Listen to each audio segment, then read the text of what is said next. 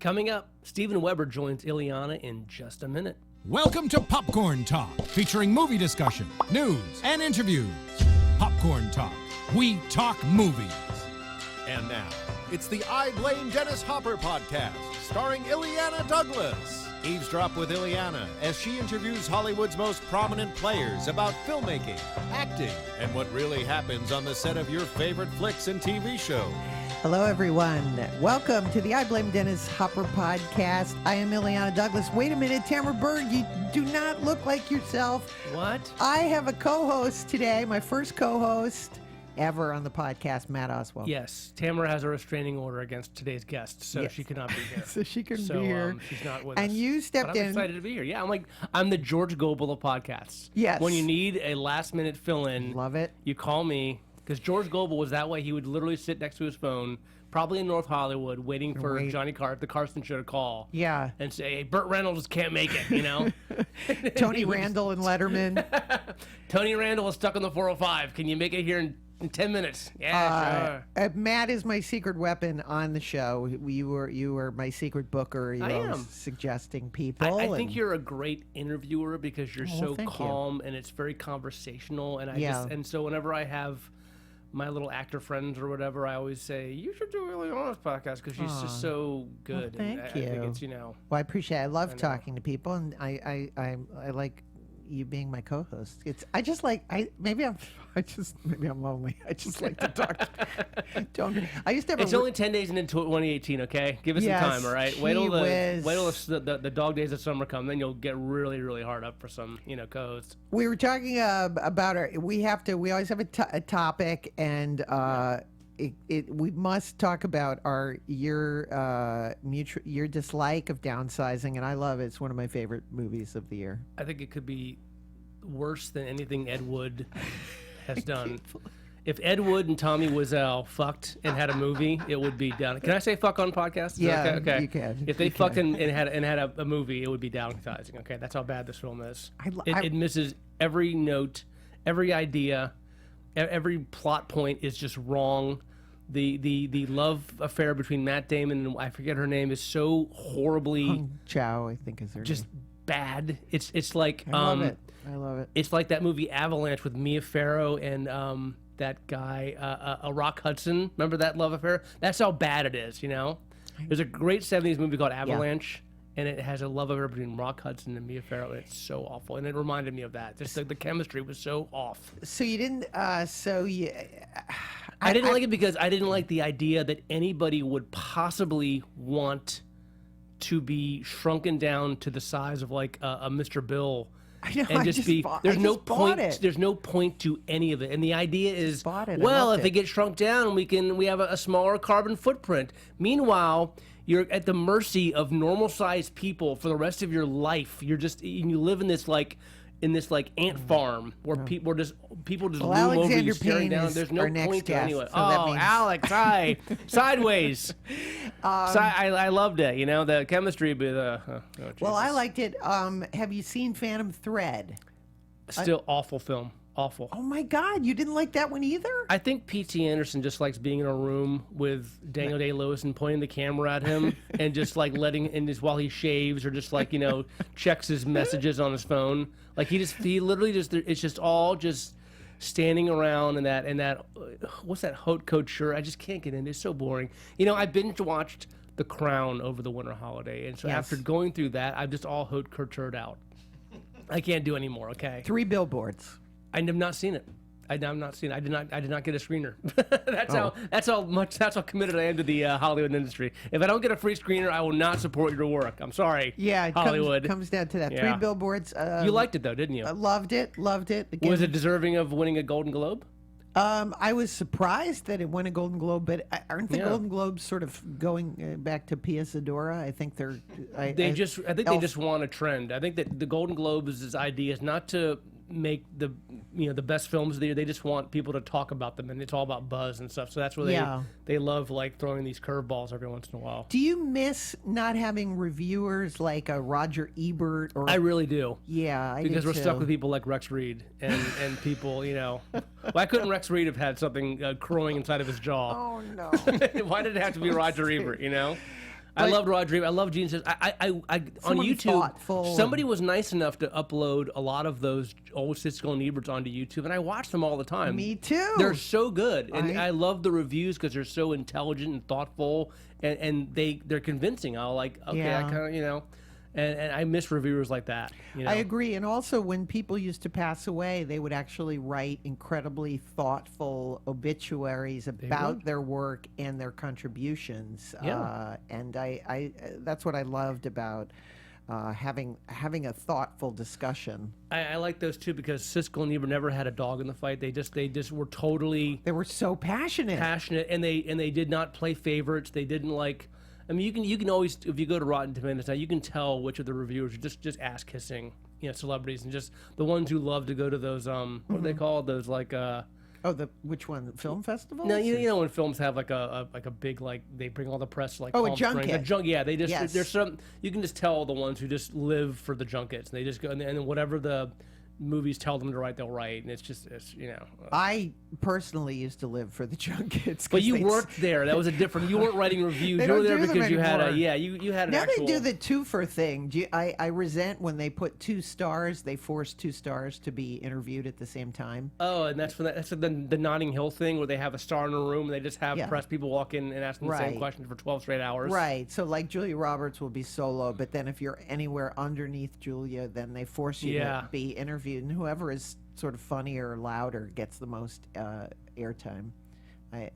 That's the. But that's how it's the easy, cheap, economical way of doing it, though. Do you have a movie? Mine, I've talked about this repeatedly, is The Heartbreak Kid. Like, if you The original one with Charles Grodin? Okay. one with Charles Grodin. That if Okay. you don't like, I mean, you cannot like downsizing. You can still be my co-host, but if you didn't, I'll leave if you want me to. if it's a deal breaker. we'll just keep cutting to the. We can just empty- talk about Sideways. I mean, I love Sideways. That's one of my favorite movies of all time. So I can just, But I told you that I think that downsizing is Alexander Payne's North. Yes. What Rob Reiner has a great, filmography, but there's North. There's just that. It's just going to sit there, and that's what Alexander Payne was downsizing it. So, but that said, I'm hoping. I'm sure he's going to recover and make a bunch of great films. So, Yes, he's a young man. he's a young man of 60, I think, or something. But you don't have any. Do you have a movie like The Heartbreak Kid, like that? If you don't like that movie, that you don't. I mean, I once broke up with someone because they didn't like Harold and Maude. I was in acting school. Not really. We broke up I know over that it. there's some movies that that antagonize me so much that if I find out that somebody likes them, I'll lose respect for them. This is a true story. I went on a date once. Yes. And I picked a girl up at her apartment, and I walked inside, and on top of her, this is back in the VHS days, and on top of her, her VHS machine, she had 3 Henry Jaglom movies.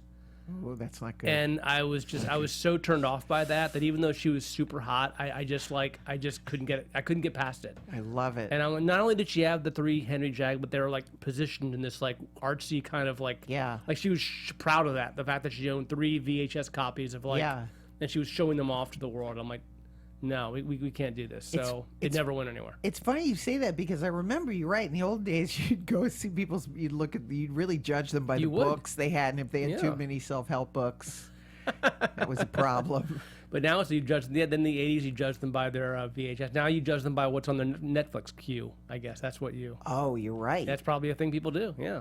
And another thing we love, we always talk about movies, the After Dark, the crazy Showtime. You mean the Cinemax? I love that stuff. Cinemax. Because I grew up, When I was a cable teenager, and you were too. I know you were. You're trying to pretend that you're not, but in the 80s, we're teenagers, and nudity is suddenly, it happens, and you get your cable, and you get that Cinemax, and suddenly it like, at Friday at 1:30 in the morning, there's like an Emmanuel or a young lady Chatterley or one of those, and that's where everything was soft focus. It was all soft focus, horrible, never no tongue kissing. It's all just that real like mushy. And the camera would, and the camera slowly pans away as I get into the stuff. Everything would slowly pan away to a rose on a couch. And it's all classical music because it's all probably free. They don't have to pay for it. It's all just like, just so they can just do that. We've also talked about another funny thing we have in common. We were both traumatized because I remember when cable started too, and it seemed like the only movie that played was The Tin Drum. It just seemed to be on. It was that and Beastmaster were on a lot. I just remember the Tim, and I remember the Tin Drum, Caddyshack. yes. Caddyshack. The Tin Drum though, that messed me up. Oh, horrifying! That really messed me up. The scene with the eels, with the that's how you do. You put a horse's head in the ocean, and the eels are attracted to the brain. That's actually how you catch eels. So it wasn't just done for the film. That was how you do it, and that seemed to disturb me so. Me too. So much. One of the craziest things. Okay, well, Steve, should we end? What a segue! We go from Tin Drum to our first guest. Wasn't he a child actor? Wasn't he the guy that was screaming really loud and making glass break or something? Was that him in Tin Drum? Or okay, that was him. He's gonna come in. I can't to this day. I can't see the movie. No, me neither. It's really disturbing. It messes me up. But when I had Cinemax, it makes me sick. It makes me like nauseous to like even think about that movie. I know. Well, that's how I felt about Mudbound. I was watching the movie and loving it and think it was great, and then it was so gratuitous that like I couldn't. When a movie is so gratuitous, I find it upsetting because I literally cannot watch it. Like I can't. That's how one of my favorite movies this year was the Florida Project, and I'll be honest with you, I wept like for an hour. That was a beautiful movie. It was a beautiful movie, but it was also like I knew where it was going. I knew that this 6-year-old adorable little girl was going to be completely. I knew she was going to get separated, and it was going to be awful, and I knew what was coming, and it just got to me. That scene where they run through Disneyland and that fantasy of escaping. Beautiful. It was just beautiful, and it just. I'm glad you mentioned that one. See, I cry at movies too. I'm not a cold-hearted cynic here. Okay. Right. Well, so far you're a terrific co-host. I cried in that. I love it. It's going so well. I cried in the episode of Taxi where Rieger the dog died. Remember when Judd Hirsch's dog died? Yes. Yeah, I cried there too. See? I cry. Every commercial. I'm a crier. For like those Toyota-thon commercials, they get kind of weepy. So let's see what makes Steven Weber cry. What do you say? Okay, Steven Weber. Let's talk about Steven. Is I move to the couch? Did you kick me off the couch now? Yeah, sorry. You'll still be on camera. God, come on. Play along, co-host.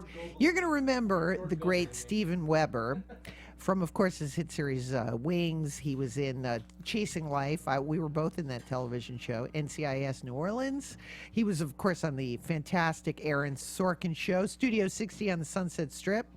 He has been on Broadway in The Producers, and he has also appeared in the film Single White Female, My One and Only, Leaving Las Vegas.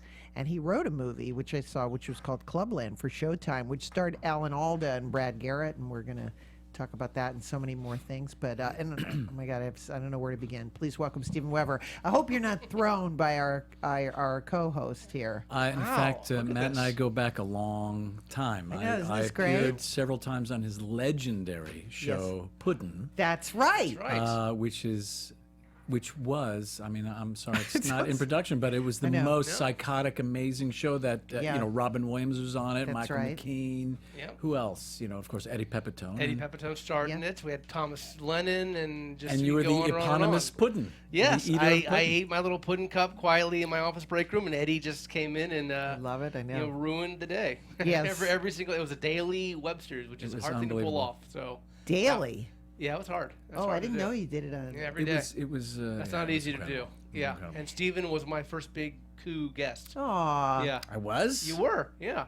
Are you? That's saying something. Are you the kind of actor? Yeah, I was. That's saying something. What? I worked with. Well, Tim Daly was in New York. I lost control. Oh, come on! That was a big deal for getting you. It was Matt, take it easy. Yeah, you're just Please, co-hosting. Honestly.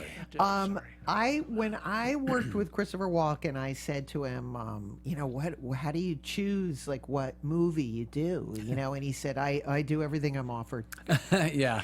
And it kind of changed my life. I love that. I changed my life. Yeah. I was like, because I wanted to do everything I was offered, but I sort of thought, you got to be selective. But do you have that philosophy, or are you? I'm not. I don't really have the luxury of choice. Yeah.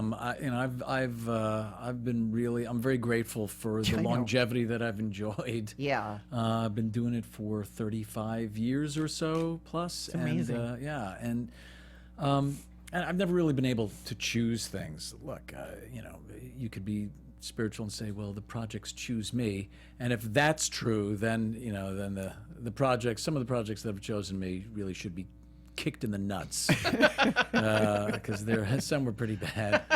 I just feel very grateful to be working, and the weird thing is that I feel like I've kind of gone past my expiration date for all intents and purposes. I mean, a lot of actors, a lot of performers, a lot of artists. I agree. Yeah, what? I can't hear you. I can't hear you, even though I'm not wearing a headset. You can wear one. I don't need one. You don't need one? I like wearing one. Because you like hearing your voice, right? Yeah. I don't like that either. I love the sound. Well, you of have my a voice. velvety voice, don't you? Thank you. Yes. So my first job in show business was dubbing screams, for Last Temptation of Christ. I got the job because of my voice, and when I was in acting school, of course, typically they told me I had a terrible voice. I needed to work on it. One of my early jobs out of college was looping and dubbing foreign films, and back in the days, this was in the early 80s, they were still using kind of reel-to-reels, and all the people were smoking. And it was black and white. Black and white. You'd get a dupe. Well, that's right. A black and white dupe. And I worked with a guy, his name was Peter Fernandez, and he was well known because he brought Speed Racer to America, and he did all the translations, and you've heard his voices over the years. We all watched those films, like I'm trying to think, like Gigantor and Speed Racer and Marine Boy. And the Flying Robot, all that stuff. Well, yes, and he was this was the voice. So it was great fun training. Yeah, I didn't know what I was doing. But you were screaming for Last Temptation, one of my favorite movies. You were Mary Magdalene. Wow, that was your first role. I did her screams. Let's hear it. Jesus! What are you doing up there? Wrong hole. What? I actually, I was Jesus's mother. I'm all over the movie. Are you really? Yes, it's in the book. It's so. I was working. I don't read. This is your show, but yes, it was. I didn't know what I was doing, and I was called upon to do. How exciting, though! It was great. It was great, and with Martin Scorsese, and all I did was talk about movies, and then that caught his, because we were talking about Mel Brooks, and we'll get to Mel Brooks. Okay, so I have to start with my first question, which is my favorite question. Everyone answers this, except for Lois Smith. She couldn't remember. But what was the first? Wow. You grew up in Queens. Yes. My relatives are from Queens, so what part? My relatives are from Astoria and Flushing. Okay, well, we moved around a lot. I'm not sure why, from apartment to apartment. Briarwood, Fresh Meadows, Jamaica, Rego Park. Trying to think what else. And then eventually, after college, I lived in like a windowless loft with two other lunatics in Long Island City. What college? SUNY Purchase, which is a great college. It's like the liberal, much cheaper Juilliard, to put it that way. And I remember at the time, because I moved to New York in '82, and I was from where? From Connecticut. Oh yeah. And the first school I went to hated me and said I never did amount to anything. Wow. And then I went, and then I thought everyone else. I love everyone else. I don't know. I didn't think of this. That I was like, I'll just go to a new acting school and start all over again. That's right. But most people were so demoralized by being told that they suck that they stopped working. But So you mentioned SUNY Purchase. But you need to have that thick skin. I mean, it's an unfortunate for a young actor reality. who does not develop that thick skin yet, to hear that on your first, that's got to be demoralizing as hell. Oh my God, I was so pathetic. Like my grandfather, and we're gonna get to your first movie. Don't forget. But I'm not. When my grandfather was Melvin Douglas, and again, I had a distorted idea of what show business was based on reading movie books. Yeah. And so he set up a meeting with me with the head of William Morris. His name was Howard Hausman. Yeah. He was like a big, agent. And I went down on the train, I kid you not, with clippings, clippings of small, reviews of things. Yes, of small theatrical productions that I not like nail clippings or anything. That's fetishistic and odd. Here are my reviews, That's how you Mr. get the Hausman. CAA. And Were you 85 years old then? Hey, It's Benjamin Button. But I remember he was actually sort of, I forced this poor man to look at photographs of myself and reviews. But it's an awkward process from start to finish. I mean, it really is. Yeah. I mean, if you're successful, you kind of get past the awkwardness and pass it on to the people who are awkward when they see you, let's say. But Yeah. from the beginning, you're putting yourself out there. You're your own product, in effect. And so it does hurt you when you are rejected. It's not even as much as I Still respect hurts. writers. It hurts. Yeah. Yeah. I mean, but you have to dust yourself off Pick yourself up. and start all over again. Yeah. Okay, what was the first, do you remember the first movie you saw? And who took you to see it? I do. It was Mary Poppins. Uh-huh. And it was in the theater in Monticello, New York. My mother took me and my sister visiting a friend of hers who lived up in the Catskills. Mm-hmm. And I went to the theater, and it was amazing, transformative, and beautiful. And it's where I developed my my proficiency to do a bad English accent. From Mary Poppins? Dick Van Dyke. That's right. If I had the worst accent ever, which I That then explains did. season 3 of Wings. Okay. Well, that's right. When I did, it was the all English Yeah. season that we did. That's right. Hello, mate. We're going Yeah, on yeah. to Kennebunk Port, eh? Aye. Would ye like a glass of tea, eh, yo? Yeah, it wasn't good. Buckle up, wankers. Wankle up, buckers. There we go. That's what That's your catchphrase. With a T-shirt on it. You know? Buckle up, wankers. The and were there so you saw Mary Poppins? Mary Poppins, yeah. Were there other movie people that you looked at or admired? Or Well, I was in front of a television, probably most of my waking days when I was a kid.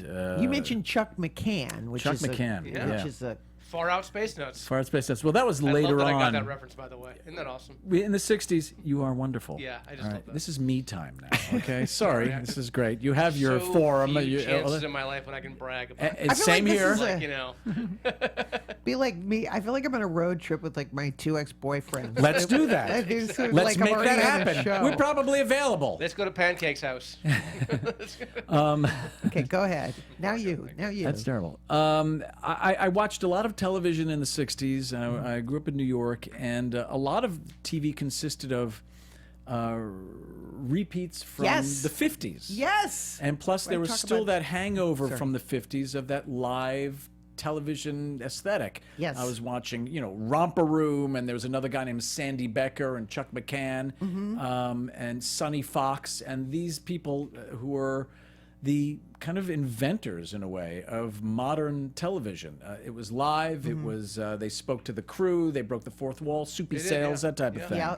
And there was a degree of it was sophisticated but kind of rough at the same time, and really compelling because it was actually happening. And so I watched a lot of that. There were a lot of movies on TV. WPIX. WPIX, WOR, and I started really getting into. Oh, and also, interestingly enough, at least to me, my father was also kind of a film buff, and he got me a book which I have to this day called The Bad Guys, and it was written by a well-known film historian named William K. Everson. And it is a book of all the movie villains, up until the Ooh, wow. 60s, from the great. silence, Yeah. and it's fantastic. You can still get it. Yeah. And that really got me going. And so it gave me a kind of film knowledge that kids my age usually didn't have. They were out playing punch ball. Not me, not with my wrists. And weak wrists run in my family. And so, yeah, I just started watching movies and getting caught up in that stuff. When you were at SUNY Purchase, like when I was at the neighborhood playhouse, I mean, sometimes I look back and I think some of the most fun I ever had in my life acting was doing like Lovers and Other Strangers, Yeah, Blue Denim. Barefoot in the Park. Barefoot in the Park. yeah. That's right. That's You know, right. I mean, the laughs. I mean, because when I was in school anyway, it was highly competitive. Yeah. You know, it was always like, are you gonna? It was 60 people, and then they cut it down to 30. Only 30 Right. people got cut Did you back. do your plays in the same Yes. place? So how big was the theater? Like how many seats did it There have? were 2 theaters at the Playhouse. There was like the Is this down. Meisner? Yeah, Is this, this you know, is- and was he there at the time? Yes, Oh my yes. gosh. So I had Meisner as teacher, and then Richard Pinter, Wow. and then another man named Phil Gushy, and he. It's a pretty name. Yeah, so those were the people, and then we would do final scenes, and you know, Joanne Woodward would be like sitting in the front. You know? Wow, really? Wow. That's Yeah. pretty cool. That's Heavy. pretty. Yeah. Yeah, that's how she discovered Dermot Mulrooney. I'm sorry, my God, I've Well, done it. Dermot Mulroney. No, Dylan McDermott? Dylan McDermott. Dylan McDermott, I've yeah, done okay. it. I've done my own. Oh my God. There you go. Look at you. Apologies to both actors. They're both great. To It's like both a actors. skit. Yeah. There was that SNL skit, remember, where you couldn't tell them apart. Anyway, I don't. I Dylan don't remember Mc- that. I Dylan remember that McDermott. one too. Yeah. But anyway, I was saying, do you have any like great like that? Like I always think of the best laugh I ever got was probably Lovers and Other Strangers. You mean in performance? Yes, that's where you learn how to do all your little tricks that then. Look, I You're was doing I in was, movies. but I was very hammy as a kid, and Yeah. I think in the 3rd grade they did a some mashed up production of Where the Wild Things Are, and I had the supporting role of the dragon, which is seen maybe in page 5 or 6 over. It's like 2 pages, and I started ad-libbing profusely. Love and it. doing, you know, because I used to do Ed Sullivan. Nobody knows who Ed Sullivan is anymore. And, I do. I know you guys. you and do. Andy I'm Kaufman talking were about- doing Ed Sullivan, you know? Yeah. and I started ad-libbing and getting laughs, and that's when I got my kind of injection. I realized that, this will be my way to medicate through laughter. And yeah, that kind of ruined it for me. And also in doing my thorough research, you saw Batman at Shea Stadium. Huh? Yeah, that's right. Yeah, That's that's a first. at least he called himself Batman. I was going to the bathroom and my Oh, I'm no. Batman. You are. Want to see the Bat Cave? But this is Adam West and I've Burt seen the Ward. thing at Griffith Park a few times. You know what I'm saying? The Thing. Yes, Adam West and Burt Ward would do a kind of a like a road performance. show. Yeah. At Shea Stadium? At Shea Stadium, and of course, I went with my uncle, amazing. And we were in the nosebleed seats, and I must have been since '66. I was 5 They or sold it 6 years out? old. It was the biggest show on television. Batman the series from '66 to '67 yeah, but- was like an international Yeah. craze, right? And so they sold out Shea Stadium, and he was this big, and the Batmobile, and they did songs. I mean, I barely did remember. songs? It is Yeah. songs. Jesus. Yeah, I probably did this, all that stuff, but I couldn't see it. But I was just Wow. thrilled. So the Yeah. Beatles and Batman both performed at Shea That's Stadium. right. Yeah, That's right. Yeah. But Wow. the first Broadway show I saw great. was Hair. Was the original production of Hair, I think, in 1970, and that also got me. Yeah. Got me right away. Got me hooked.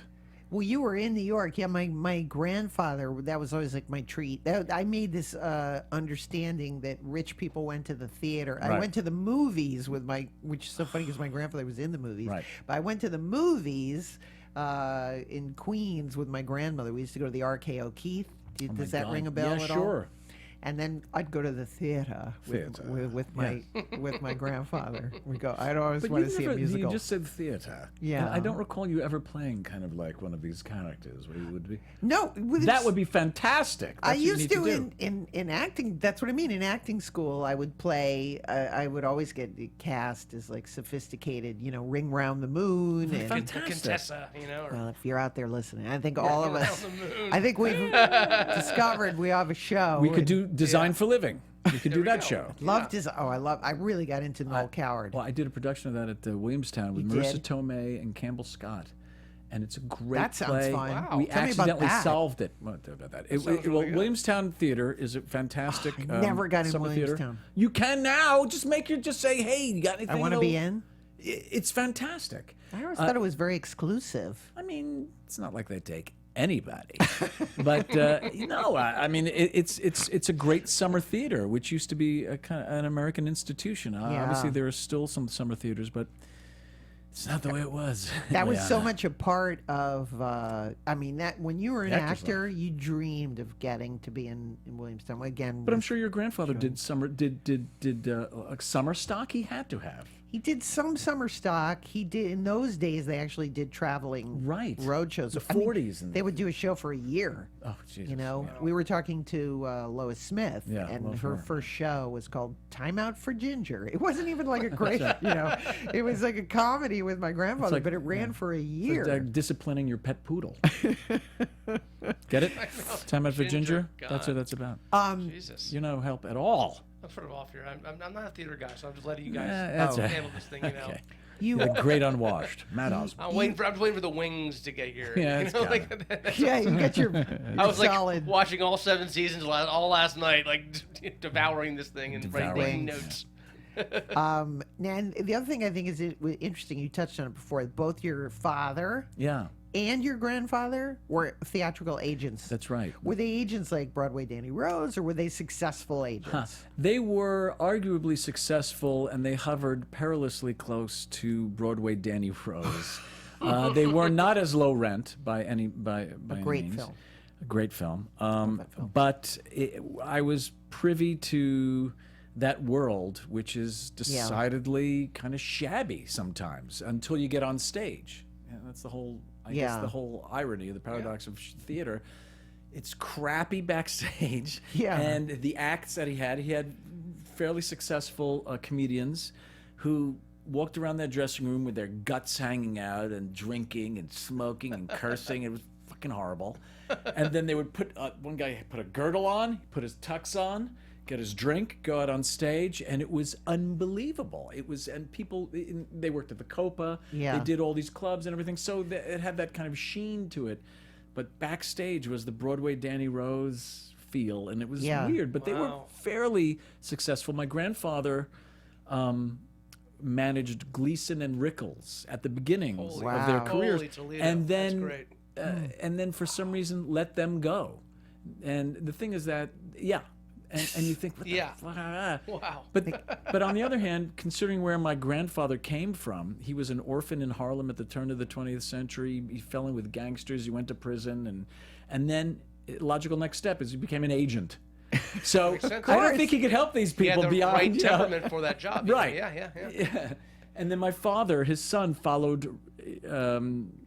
I don't think willingly, particularly, in his footsteps, and they handled comedians, and that was my dad until he died, you know. And right before comedy had its resurgence in the '80s, around '88, '90, comedy started getting hip, you know, and the Carolines and Catch a Rising Star and all that stuff. But by the time he finished in every way, you know, professionally and living, it was just a shit show, and it was not. What other names did he represent, like in the 80s? Well, his biggest name was a guy named Pat Henry, who opened up for Sinatra for 10 years. He was a Chicago-based comic. Okay. He was on all the not talk shows. He did all the the town, Ed Sullivan and whatever, Kraft Music Hall and Hollywood Palace and all these TV shows. Mike Douglas. Mike Douglas, exactly. And then he had a lower tier comedians that worked, and but in the Catskills mostly. Yeah. And then my mom was actually a singer, a nightclub singer, and a Copa girl, and that's where they met. And then she had a great voice, and then she got married and kind of gave it up. And when she was at the Copa, she must have also run across like a lot of all of them. Jerry and Dean? All of them. Wow. All of them, from Sammy Davis to Jerry. Jerry and Dean. And, she would go out all night. She was 16, 17, 18 years old. Wow. And in those days, and maybe I'm romanticizing it, it was really fun. It was New York in the 50s, and over there's Brando, and over there's, she went to see Sammy Davis, and it's crazy, And she insists that it was really that cool, but of course she's seeing it through the eyes of a 17-year-old. My mom, who was not in show business, she was worked at the Simplicity Pattern Company, but and was in the from Queens, and would take, and she describes New York in '50s as just the greatest. She said, first of all, you'd see actors, they would do live television. That's right. And you'd see them on the subway. Yeah. Like right after you'd see, so and you'd go downtown to the Village, and you'd go dancing. Can you imagine that? It's so fantastic. She always taught. I mean, it does sound actually really great. Yeah. It does, yeah. Romantic. I think it's right before drugs hit. And then everything 60s. changed, I think. Everything just Something changed. Something changed. With Guy Fieri restaurant got in there. It all went downhill after that, you know? Yeah. I think it was the drugs that just happened. Now, I wanted to touch on the fact that you wrote. To me, this is the greatest thing, that you were able to write about this and then have Alan Alda be a part. Yeah. That must have been really gratifying. It was. I just had the idea to do a quasi-autobiographical or biographical story about my father and grandfather as father-son agents, and had to cobble together a story to make, to justify writing it.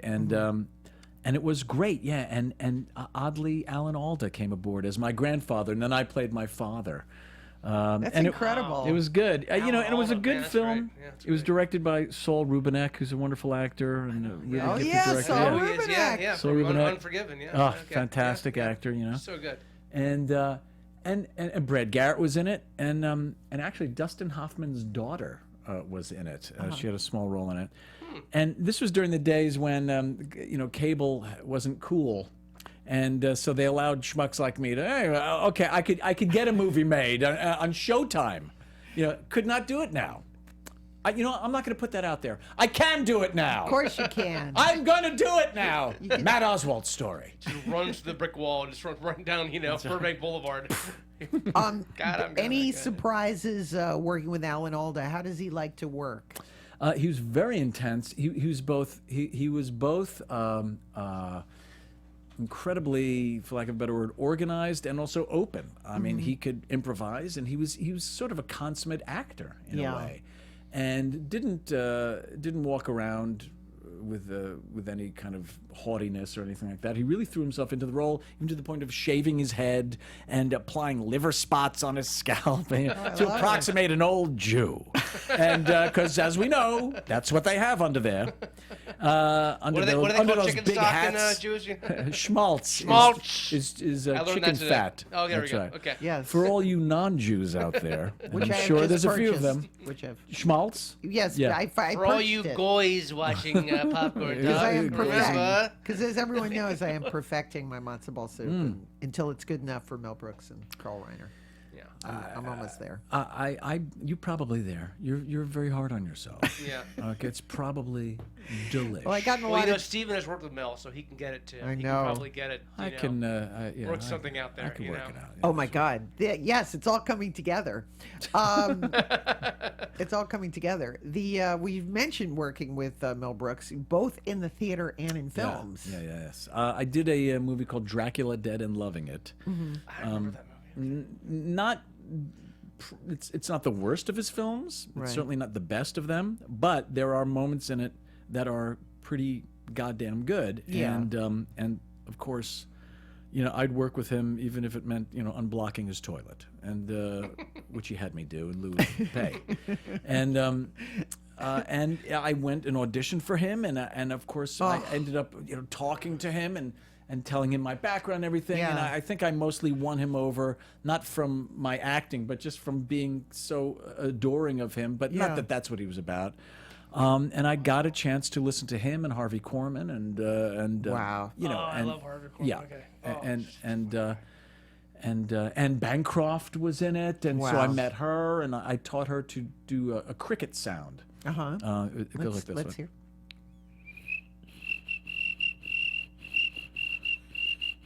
And so every time I would see her, that's she'd really say, good Jewish cricket. "Oh, here, I got it."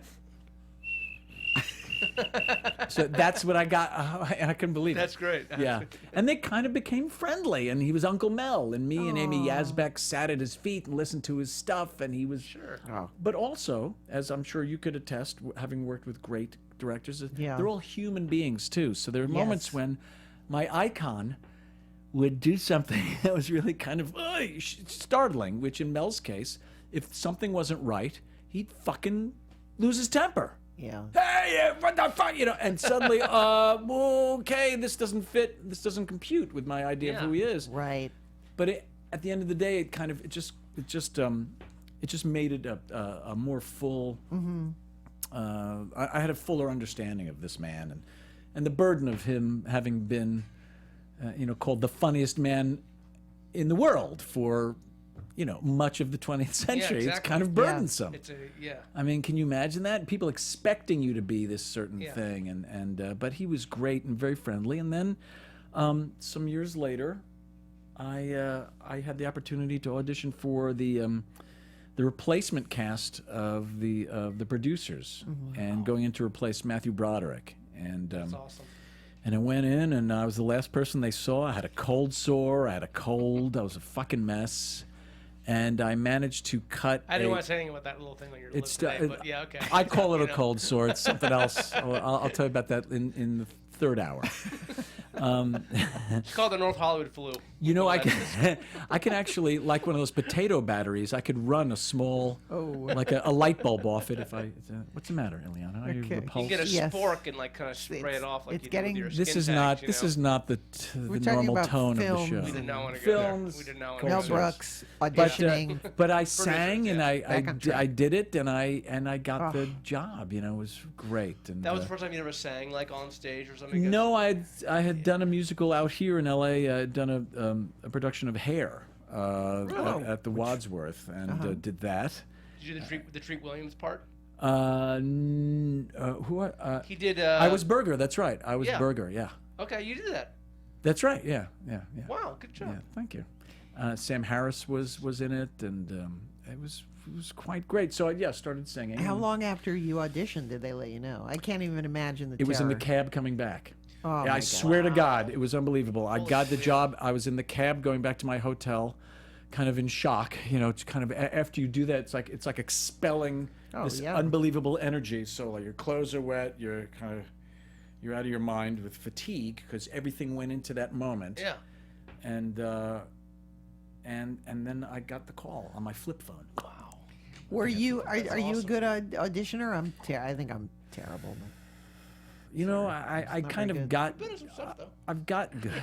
Not from. Clearly, you've gotten Not, some. You know? But usually I get it from people calling me and saying It makes they it wanna be- easier. I'm just not a great auditioner. It's a different discipline in a way, and It's and too false. You have to overcome it. I Yeah, know it's false, but it's like I'm too aware that it is false. Yeah. Well, I mean, I had to I'm end not up. an actor, but sometimes don't you guys get to a point in your career where you're just so known you don't really audition that much? They kind of know who you are. No, now they Do they used still to make be- you guys audition? That's weird. I just would think that Yeah. you've been around for a long. They just know like. Everybody auditions. I mean, I was Okay. in a room once, Yeah. and I was sitting there reading, and across from me was Bruce Dern, and I thought, "What the fuck are you doing What here, are you man? doing What are you here? doing Yeah. here?" Yeah. And what he was doing was trying to get work. Yeah. And at the end of the day, it's extremely All right, I guess humbling. that's true, okay. We think of actors as only the top 1% of the 1%. These, the Jennifer Lawrences and Jack Nicholson Yeah. and Denzel Washington. Most actors are kind of middle class, or they Yeah. just want to make a living. And a while ago you could do that. It's a little harder now, but mostly they're just kind of regular folks, regular schmoes, and fame has less to do with it, less to do with the practical, the practical purpose of behind being an actor, in a way. But people think that you have to be. If you're not famous, you're a failure, and that's. The dumbest way. Of It's so looking at it. I hate that. disappointing, Such a stupid way of looking. Oh, okay, a long time ago, I used to, with my now ex-wife, we used to, for fun, we would go to open houses around Los Angeles. It was kind of fun. We had a couple hours to kill. There's an open house. So funny, I did that too. I loved it. I love that. It's great. And L.A. pastime. and so we went into this house, and it was a small, typical L.A. cottage from the 30s. So a lot of pokey little rooms. Yeah. And on the walls told the story of this couple who'd been doing theater since the 40s. Kind of all over, regional theater. And they were like the Lunt and Fontanne of Dubuque, and they were in every conceivable production, and they cast photos, and I thought, this is beautiful. I had no idea who they were. I have to believe that they lived a great life. They were together, and a life in art, but they weren't. They shopped at Ralph's, They did, and they drove, and they did their thing, and they walked around. Nobody knew who the hell they were. What's bad about that? They were doing exactly what they lived wanted on to their do. and terms. They They lived did on the their things terms that- and what's wrong with that? creating. Yeah. So fame had a lot less to do with their happiness. I hope. I mean, they could have been two sociopaths for all I know. When did you have any taking over for Matthew Broderick? Did you watch the show, or did you pick any of his mannerisms? Are you told to pick but you know, how does that work when you take over? My grandfather took over for Paul Muni. Oh wow. Yeah, but it changed his career. Yeah.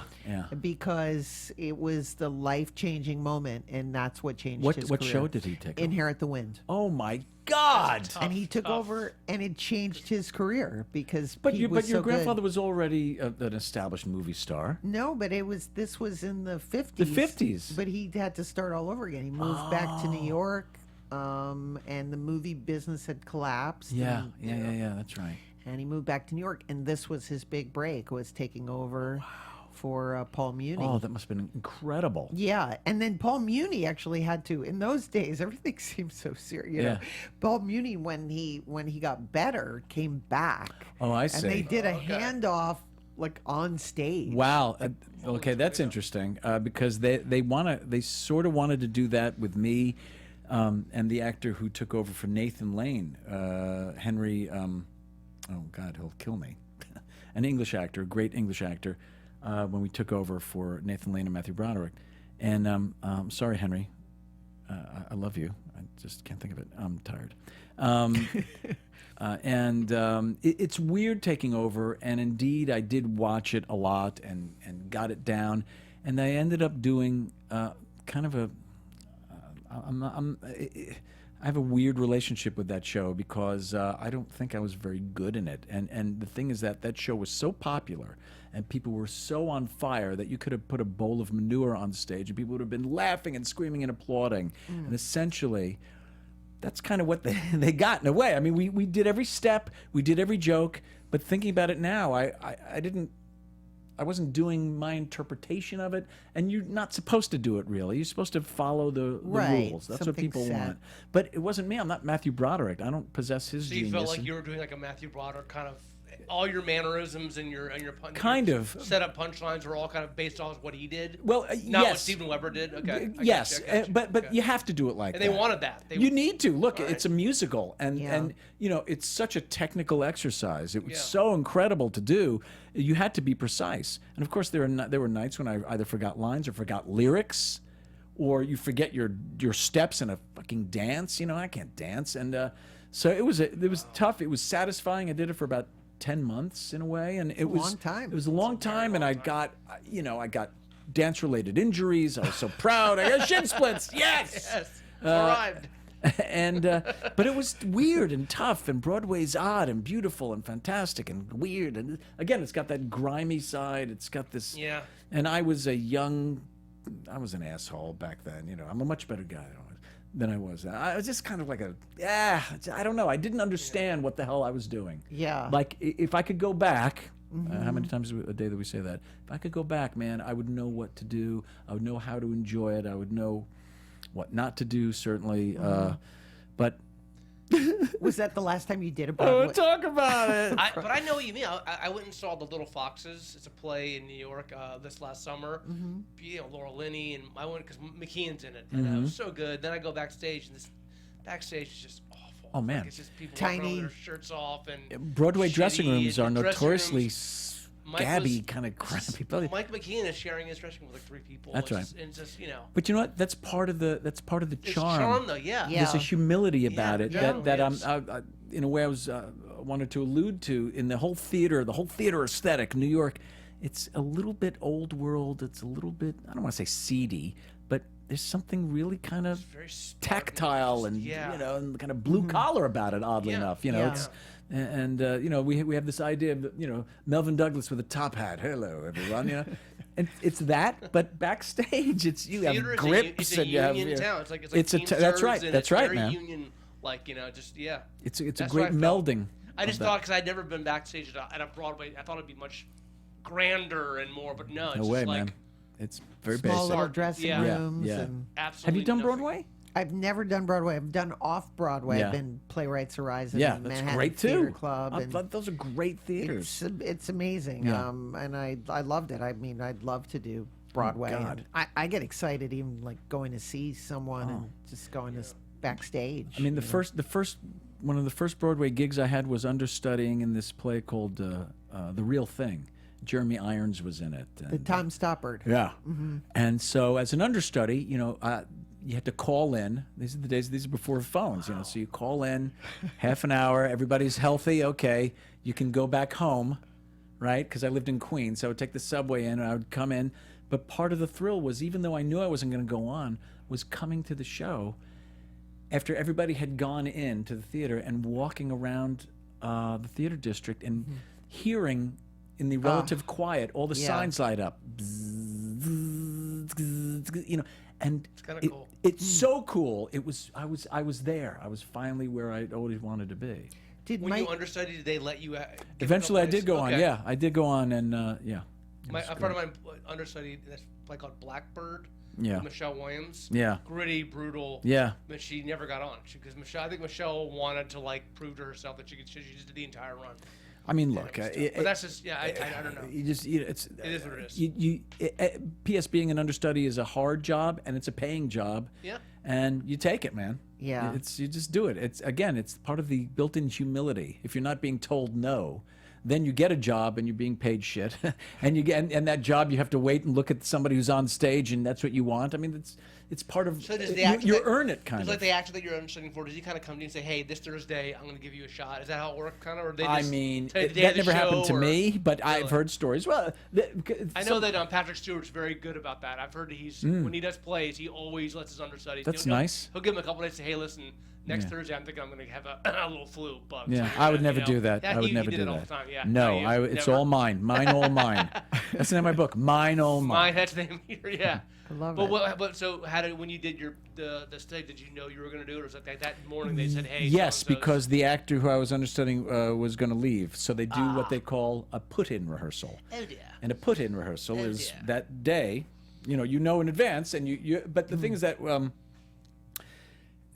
a few times a week you go with the other understudies and the stage manager, and you do the whole play, just to keep you up to speed. But then the night you're going in, you do a put-in with the real cast, and it's absolutely enthralling and terrifying. I mean, really, it's I bet.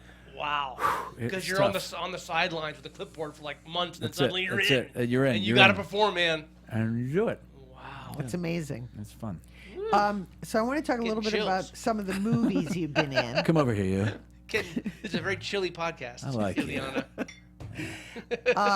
May I ask you about working with director Barbet Schroeder Oh God, yeah, on sure. Single White Female? Single white female. Yeah. What was that like? Where is Barbet Schroeder? I don't know where Barbet is. I mean, I don't know. But I was once invited to a party at his house. And did you go? I did, and there was very erotic artwork. I was about to make a joke saying if you didn't go, it was like, oh, good.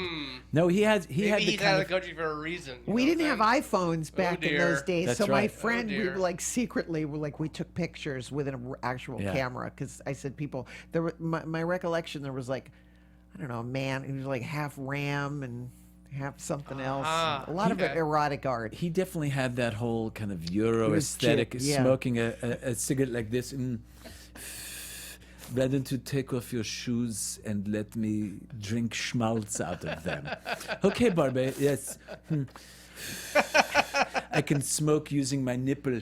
You know, that type of thing. Like, oh, Wow. not really. But he was actually a very cool dude and very arty and very odd. You know, he worked with Bukowski, and he's Yeah. It's weird that he did Barfly. I never right. got that. Yeah. Of all the things that he would have gravitated towards doing a friggin' Charles Bukowski, it just Yeah. he seems like the last person in the world that would be even slightly interested in that. you Look, know? Yeah. the But he nailed stories it. the stories are legendary of him going into the producers. Was it like Goran Globus or one of those? That's right. Or You're right. Karolko, That's who one it of was. those? Goran And Globus. you know, I'm going to chop off my hand unless you cast Unless Mickey you Rourke. cast And Mickey the- Rourke, yes, okay. that's And he would have fucking done it. Yeah. You know, one Yeah. of these guys. But he was terribly kind, and of course Bridget Fonda and Great film. You know, a great film. really good a movie. great film. It's Yeah, a really great underrated movie. film. a very kind of iconic '80s movie. Yes. You know? Underrated. I think it's aged very Oh, well. I It's really, guess. I It's see it on so TV now. good. It's just like really clever and Yeah. So good. Jennifer Jason Leigh is so Jennifer good. in Jason it. Leigh, Gosh, amazing, she's yeah. good. Because it was for And then roommates. Steve Tobolowsky, he's in everything. and Fatal- he's always good. That's right. But it's like, for Fatal Attraction for Men Who Had Affairs, like everyone who lived in New York that's had a right. crazy roommate. That's right. Yeah. And it That's was, right. I mean, I did. Yeah, and they shot it at the Ansonia. No, I'm sorry. Yeah, the Insomnia. That's right. Yes. Was the exterior, Yeah. which is beautiful. Beautiful Gothic building. Yeah. Like Yeah, yeah, I very was like, no, I think Gothic. it was Beaux-Art or some kind of weird, crazy style. And in the basement of that building in the 70s was Plato's Retreat, which was a big sex club that was in the 70s. Yeah, you'd have loved it, man. Oh my! It's like a trough. You've been So- in my apartment. Sex That trough. is quite its That's own, right. That's That's quite the- its own little retreat. Yeah, You know what I'm saying? Yeah. So it has, you know, a weird vibe. Definitely had a weird vibe. Yeah. Plato. Anyway. Okay, I gotta Google Plato's Retreat. You'll when I like get home. that. Okay. That would be a Alright. good TV series to do Plato's, Plato's Retreat. Okay. Yeah, especially now. I think Especially now, it'll Yeah. go over really well. Just Yeah. what we want. I think the climate is just perfect God. for it.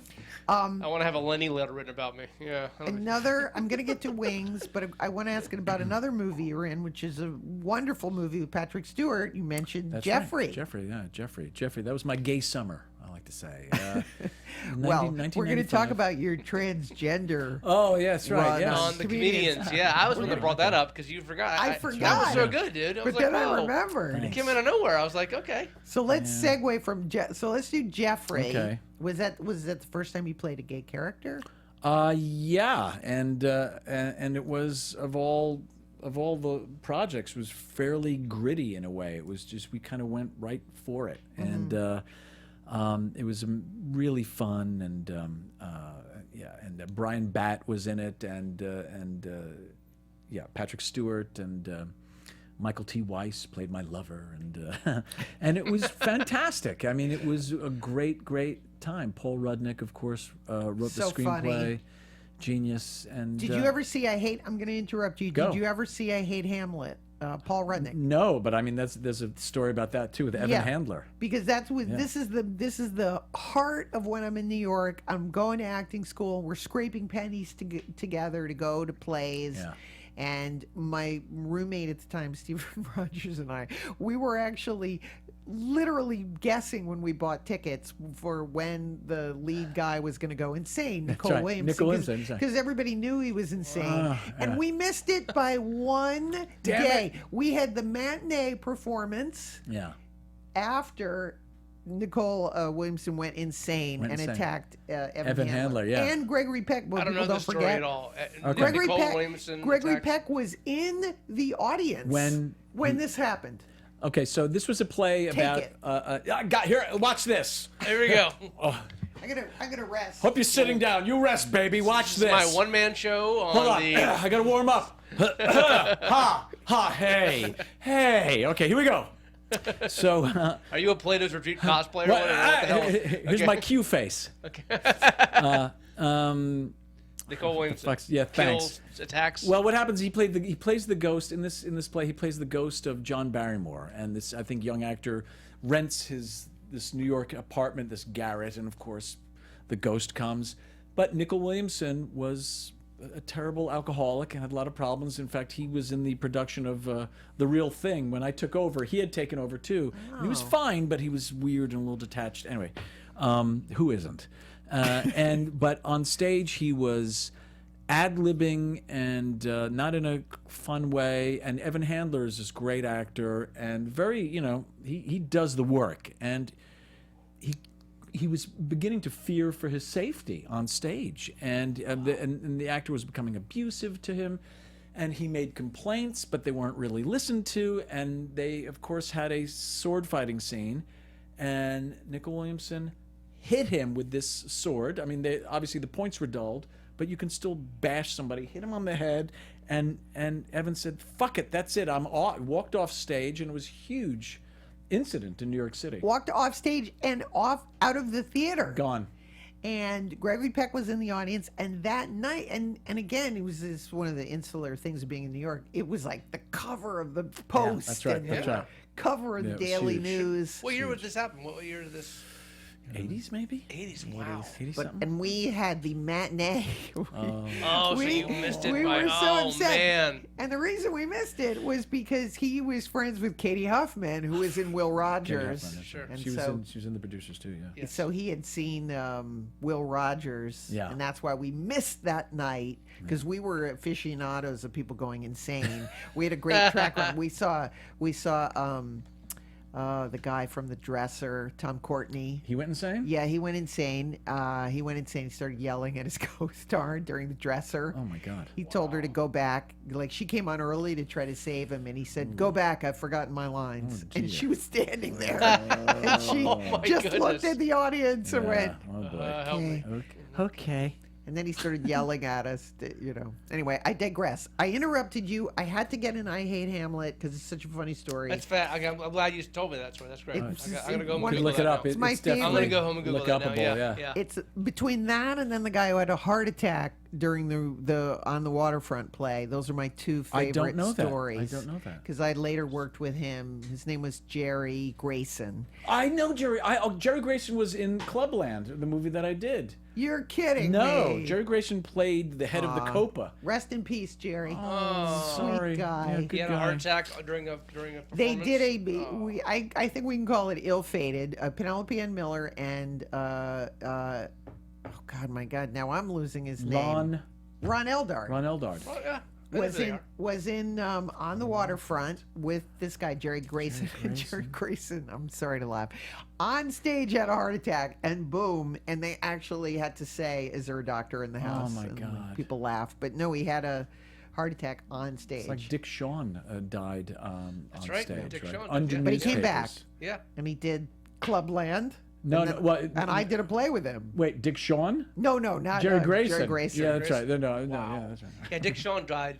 Yeah. Yeah, I heard about that one. Okay. Yeah, laughed but if it the was- I Hate Hamlet story is my absolute That's a good one. favorite. So you did Jeffrey Paul Rudnick. I've completely ruined your flow, but Not at all. do you have a favorite film that you've done? I haven't done that many films. I mean, Well, even again, the TV movies like The Shining, do you consider that a film or a yeah, I miniseries? guess, I suppose. I did have a good bonding experience on this movie called Hamburger Hill, which we shot in 1987 with Dylan McDermott. With Dylan and McDermott. Courtney Vance, Don Cheadle, a bunch of great actors, young actors, and we've stayed friends all these years. And, Where did you film that? Did you go in the to Philippines. Really? Okay. For 3 months. And this was my first foray out of the country, and You it were was probably amazing. the same area that they shot Apocalypse Now. Not only that, but a lot of the people who are in Apocalypse Now, a lot of Really? the extras, a lot of backgrounds, Shit. a lot of the Americans who, after Vietnam, stayed in that area of the world because back home they would have been treated like shit. They lived like kings, relative to coming back to America, and they were used in our production too. Wow. Which is pretty wild. It was a really fascinating place. It seems like a tough shoot. Like it was. Ah, Just it was. I mean, it was brutal. tough, and it was sort of. They did everything. I mean, we flew in helicopters without any kind of safety or anything. Like that. Yeah. They burned all That's these when the tires. movies were fun. I guess. Yeah. Really well, dangerous. Tell it to Vic Morrow. Oh I mean, my it's- God! it's- Tell it it's- to Vic Morrow. Yeah. I mean, But you come on. went through that training. Like, we had Chris Noth here, and is Yes, that when you had to do the another lunatic? Did you have to do the training? We did a little bit of training. Faux actor Vietnam Yeah, it wasn't training. as intense as Full Metal Jacket or anything like that. But Yeah. we had a couple of weeks at His was intense. at Subic Bay. What movie was he in? Well, we did a movie called Rough Riders, and Dale Dye. Oh wait! Was Titus Welliver in that? Yes. Oh, that's another good. buddy We've of had mine. Titus on the Oh, show. Titus. But yeah, they had Yeah, Dale, Dale Dye. Dye, ass kicker. Yeah. Yeah. And he said it was like, we're actors. You Yeah. know, they were like making them walk up hills. Yeah, And North is a riot. He's a real character, that cat. Boy, Yes. Oh my Christ. I know. Well, again, a good going guy. back to the heart of, New York City, Yeah. 80s. Yeah. The New York City in the 80s was just the greatest. Fun. And so much fun. And I went to Studio 54. you did? I did. I went to the Wow. Area Club in the Limelight. You and Donald Trump, our president. Oh, you are were you kidding? probably there when he was there. Oh, we you know? snorted coke off the floor, off of Bianca Jagger's abdomen, the whole thing. Halston and I had an arm wrestling. I don't know. I don't remember. Halston. Once had a knife fight with Todd Bridges. I mean, it did everything me, happened. Todd Just- Bridges, Halston, Donald Trump, Viva, Everybody. everybody. Yeah. Andy Warhol. Andy Warhol. Andy Warhol. Yeah, that's when. Did you ever go to Cafe Central? That was another Sure. hub. Yeah. This is a bar that Bruce Willis That's right. It's a famously was a bartender. Oh, okay. bartender Yeah. at. And when I had first gotten to New York in 1982, again, I reference him all the time. Stephen Rogers, my roommate. We had no money, but Is he around, Stephen Rogers? Where is he? Let's. he's going to be on the show. And Oh, okay. I mean, saluting- really? I we're mean, saluting my writers. Good. Writer of the very successful I, Tonya. with Wow. Margaret Haven't seen it yet. Robbie and Allison Janney. Allison Janney, just who I won a think is Golden going to be Globe. nominated for and I knew it as soon as I saw the trailer. Like, yep, that's it.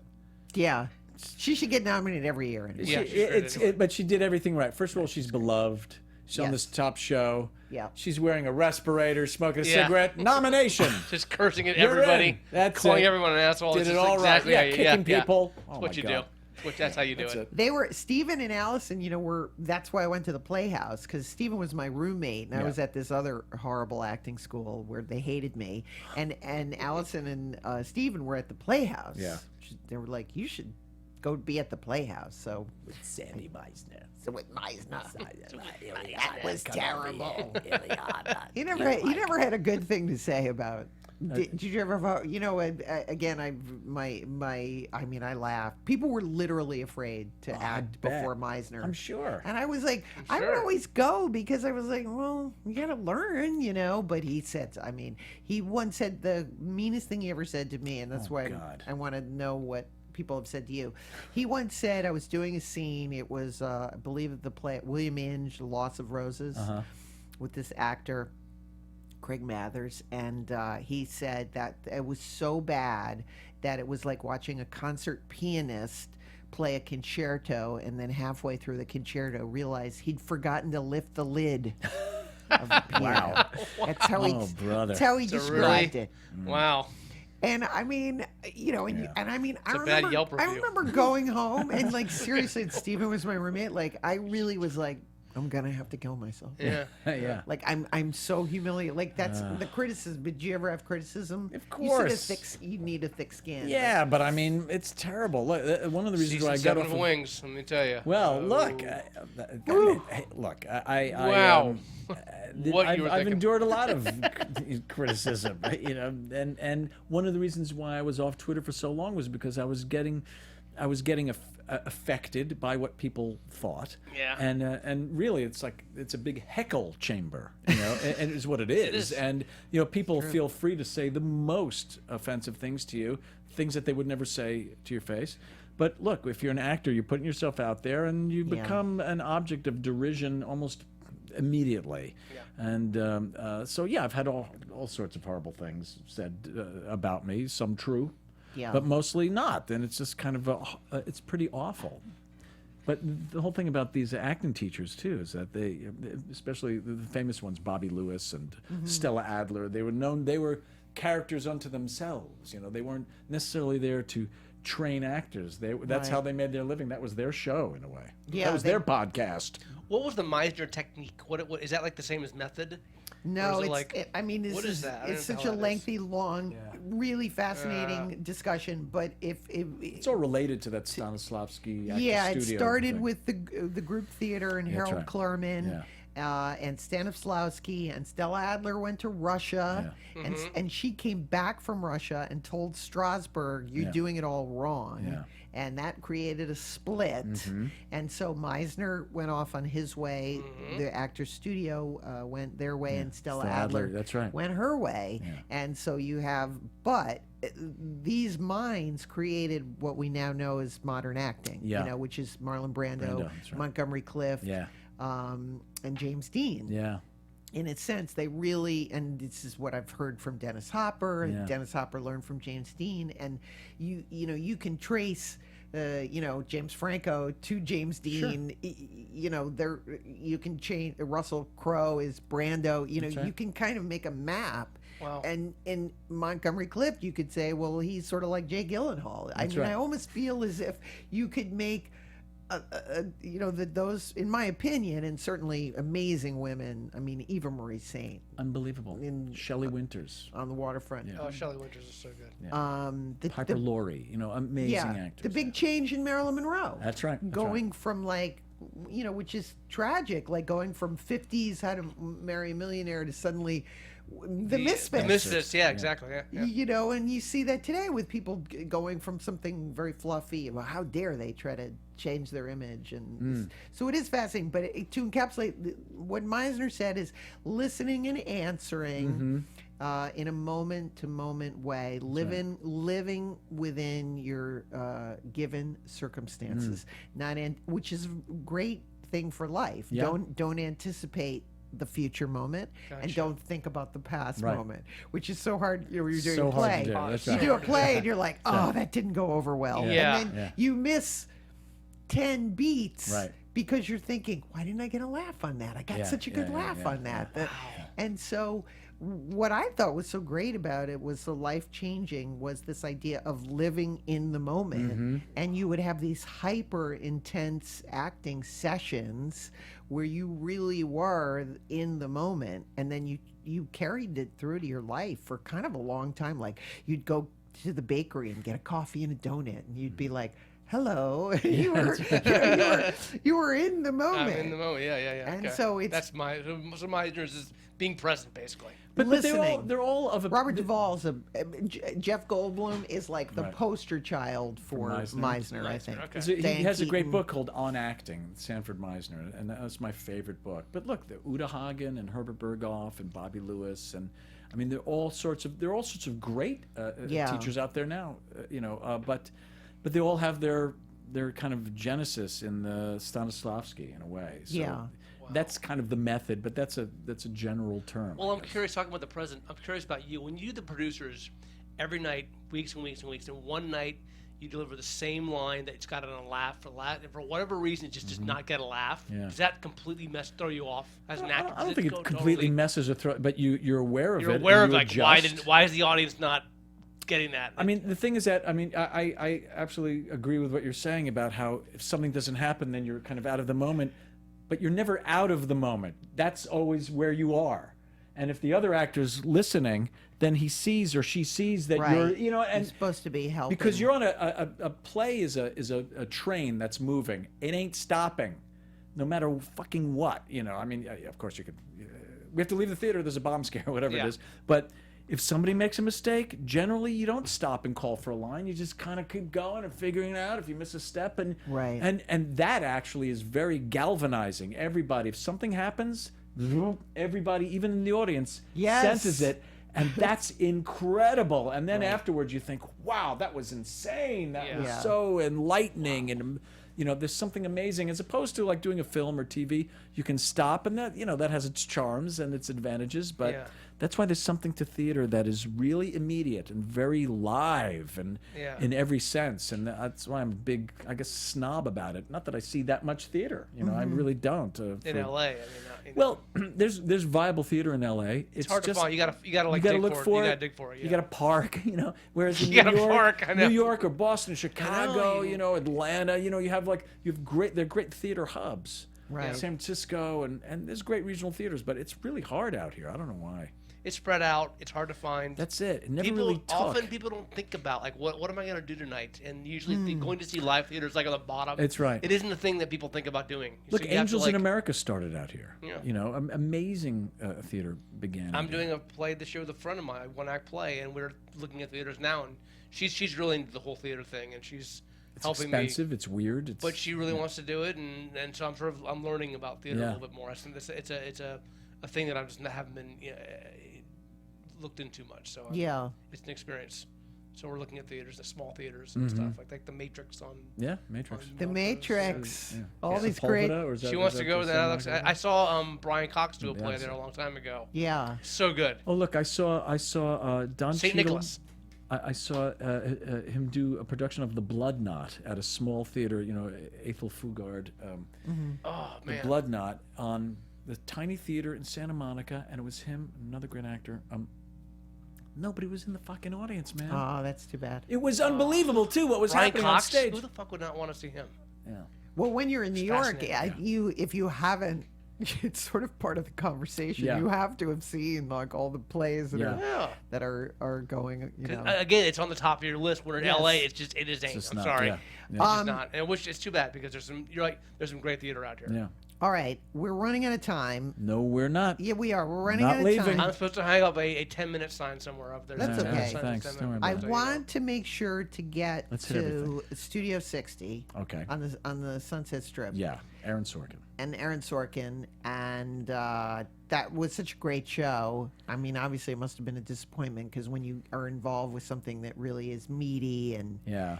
interesting. And were you killed by the competition of the other show? I mean, it says the actress who was in Stir of Echoes this 1 week after The Sixth Sense came Says out. the actress, yeah. You know, it's like says the actress who was in Grace of My Heart. Great movie. Yeah, right Great after movie. Tom Hanks released Right. That Thing You Do. Oh my goodness. I think on some level, maybe money had to do with it. I think it was a flawed show, Studio 60. It had things that were amazing.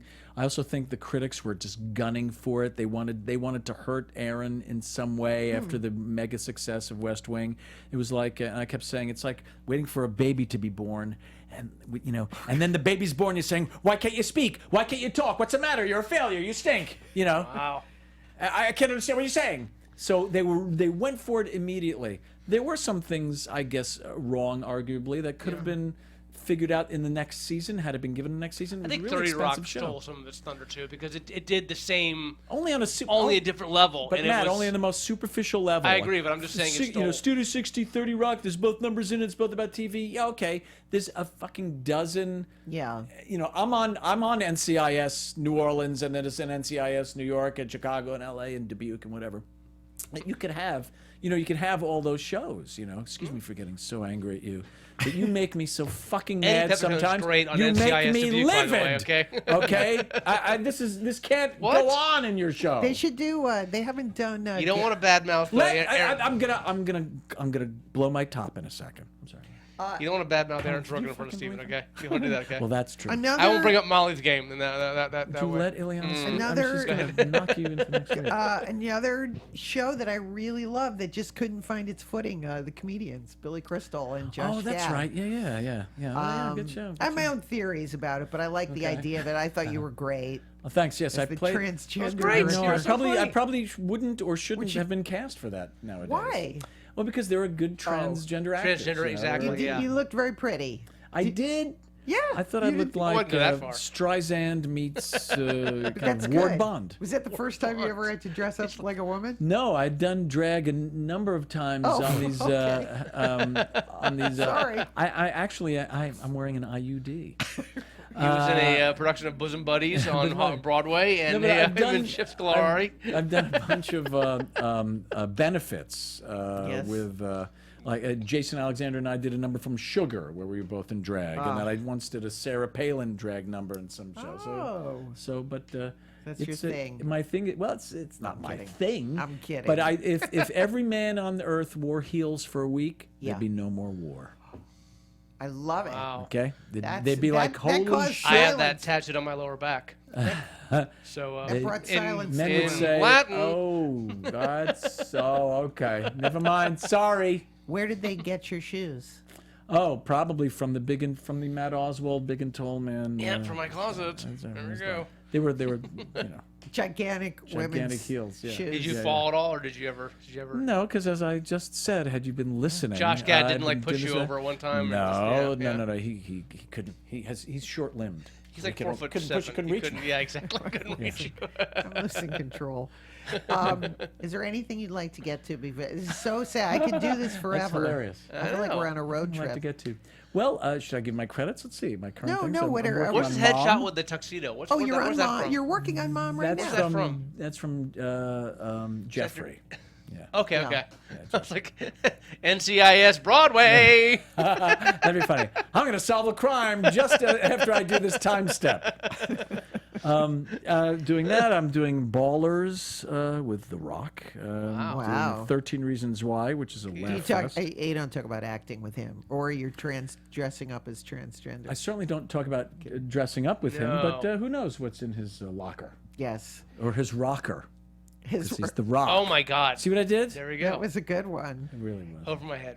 And we have performed together, of course. Yes, we have, In of our, course. You have? Yeah, the living when I used to do the living room Living show. room Okay. I took a bit. And of I a break. mentioned that you were on Wings, and there was an episode where your plane crashed, and you were in Alive, Yes. the movie about a plane crash. So that's the, 6 Yeah. degrees of But mine took 4 months to and shoot. you were on a And lot. they wouldn't let of- us do cannibalism in mine. Yeah. in Not that you Wings. didn't try. It wasn't the time for it. And that's all we did. We ate. It was. Human flesh. It was we ate. I was not eaten. though, Piers in the- Paul Reed, right? Isn't that the name of the Yes. author of the book? Yes, very good, very good. And we shot And it you up were in a in- tank on the Paramount lot, probably, right? You mean like a tank, a military tank, or like, a water tank? A water tank, yeah. Or I was in the same kind of tank that The Shape of Water, that guy was in. That was that my guy? dressing room. Okay. So it's that time of day. It was an old iron lung. The Wings show. I managed to go and did like nearly 2 hours without mentioning Wings. But you have been with Tim Daly. You've been have you been like reboot? I saw things on. Oh, well, the interweb. he still has a very funny show called The Daily Show that he does with his son Sam Daly, who's this tall, handsome actor who's on his way up, I say. And so they did a kind of quasi-Wings reunion with me and Tim, where I brought back a script. I was determined to do a Wings reboot, and of course he didn't want to. But he plays a version of himself. It's hilarious, and I die in it. I die of heart failure. Oh dear. But as I die, Tim's last orders to his son is get the saw. They're gonna basically dismember me and bury me. It's a whole long story, but it's really funny. All right, there's so many. I hope when people listen to the show, they have a need a phone Part so they two. can Google every. There are a lot of Right. reboots, so I'm not going to put that one out. You know, if they can do a Roseanne reboot, why not Wings? You know, you lasted twice I think as long our as that show. demographic is dead. I think we think need so? it. Oh really? Can you find Crystal? Crystal, who is very underrated, I think a great comic performer. I haven't spoken to her. I'm not quite sure where she is, but she's out and about. She's out there. What about what's his name from Divorce? The guy I can't. think of his Oh, name. Tom Hayden Church. You Yeah. just Yeah. said it. He's doing Divorce. But Okay. he lives on a ranch in Texas. I haven't heard from him either. How about the big guy? David Schramm. He was a Juilliard graduate. He's he might be up in upstate New York wearing a kimono and playing pinochle. I mean, I don't know. Mahjong, I think, maybe. All right, look for Stephen on Mom on CBS. He is at the Stephen Weber on Twitter. And also, just a shameless plug for my book. You can buy my book, I Blame Dennis Hopper, now out in paper book. Paperback. Paperback, I believe it's called. Paper book. For you fans of the Meisner sad. technique, Here it comes. it's all in there. I'm glad it's all on film now. We can see the beginning. Oh, God. It's on paper book. It's all happening. Blah, blah, blah. And a hello to Tamara, who is not here. We'll see Tamara back next week, maybe. She's going to come I'm back just next filling week. in. I told you I'm the George Gobel of podcast. George If you Gobel. need somebody He at coming the out. last minute. George Go. That's the career I would have. Do you miss I'm always admiring people like. Did your dad represent George Gobel? No. Foster Brooks, He didn't represent Foster Brooks, but Charlie he's alive. Callis? Hi. Look, here's the thing. I sometimes find myself on YouTube watching Rodney Dangerfield, watching Charlie Callis. that. Dangerfield's unbelievable. Just from So good. it's so Jackie so Vernon? regimented. Jackie Vernon. Now you're really going back. Jackie Vernon. Wow. With his hand on his big gut. Yeah, go ahead.